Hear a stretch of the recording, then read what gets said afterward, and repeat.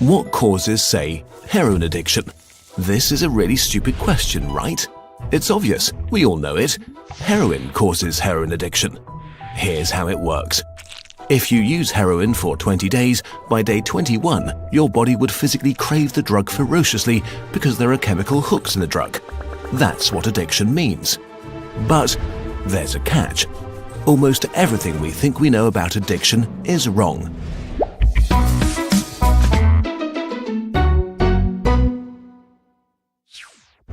If you, for example, break your hip, you'll be taken to a hospital and you'll be given loads of diamorphine for weeks or even months.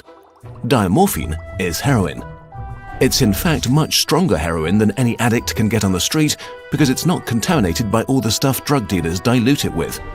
There are people near you being given loads of deluxe heroin in hospitals right now, so at least some of them should become addicts. But this has been closely studied. It doesn't happen.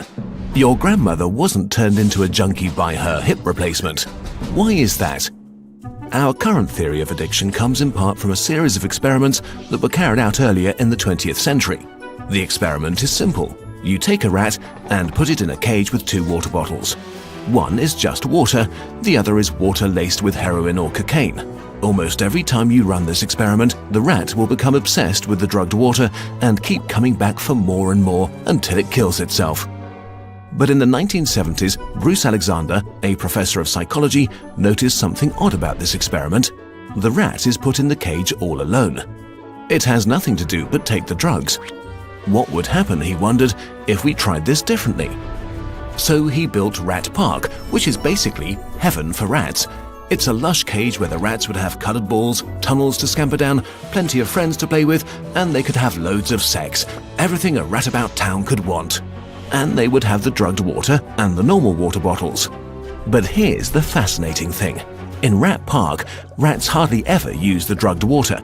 None of them ever use it compulsively. None of them ever overdose. But maybe this is a quirk of rats, right? Well, helpfully, there was a human experiment along the same lines, the Vietnam War. 20% of American troops in Vietnam were using a lot of heroin. People back home were really panicked because they thought there would be hundreds of thousands of junkies on the streets of the United States when the war was over. But a study followed the soldiers home and found something striking. They didn't go to rehab. They didn't even go into withdrawal. 95% of them just stopped after they got home. If you believe the old theory of addiction, that makes no sense. But if you believe Professor Alexander's theory, it makes perfect sense. Because if you're put into a horrific jungle in a foreign country where you don't want to be, and you could be forced to kill or die at any moment, doing heroin is a great way to spend your time. But if you go back to your nice home with your friends and your family, it's the equivalent of being taken out of that first cage and put into a human rat park. It's not the chemicals, it's your cage. We need to think about addiction differently. Human beings have an innate need to bond and connect. When we are happy and healthy, we will bond with the people around us. But when we can't, because we're traumatized, isolated, or beaten down by life, we will bond with something that gives us some sense of relief. It might be endlessly checking a smartphone, it might be pornography, video games, Reddit, gambling, or it might be cocaine. But we will bond with something because that is our human nature. The path out of unhealthy bonds is to form healthy bonds, to be connected to people you want to be present with. Addiction is just one symptom of the crisis of disconnection that's happening all around us. We all feel it. Since the 1950s, the average number of close friends an American has been steadily declining. At the same time, the amount of floor space in their homes has been steadily increasing. To choose floor space over friends, to choose stuff over connection. The war on drugs we've been fighting for almost a century now has made everything worse. Instead of helping people heal and getting their life together, we have cast them out from society. We have made it harder for them to get jobs and become stable. We take benefits and support away from them if we catch them with drugs. We throw them in prison cells, which are literally cages. We put people who are not well in a situation that makes them feel worse and hate them for not recovering. For too long, we've talked only about individual recovery from addiction. But we need now to talk about social recovery because something has gone wrong with us as a group. We have to build a society that looks a lot more like Rat Park and a lot less like those isolated cages.